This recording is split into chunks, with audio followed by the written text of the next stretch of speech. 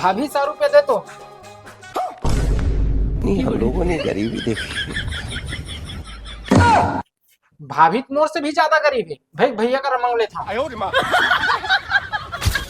इस साले कंपनी में आजकल कैसे पाइप बनाते 1 साल नहीं चले भाई। अच्छा भैया 100 रुपये देना। फिर तोला 100 रुपया का जरूरत पड़ गए भाई, पिछले हफ्ता तो 100 रुपया लेगे रहे ना।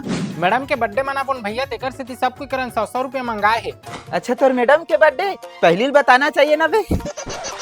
ये ले और सुन ना, तोर मैडम ने ना मोर तरफ से हैप्पी बर्थडे बोल दे भाई। तेरा क्या होगा कालिया? भारी मिस्टेक हो गया सर। चल भैया मस्त 1 हफ्ता तक जुगाड़ हो गए। दे भाई 1 पैकेट सिगरेट दे तो। बर्थडे गिफ्ट तो 1 नंबर है भाई, अब मोरो गिफ्ट ले ले। अरे बाप रे।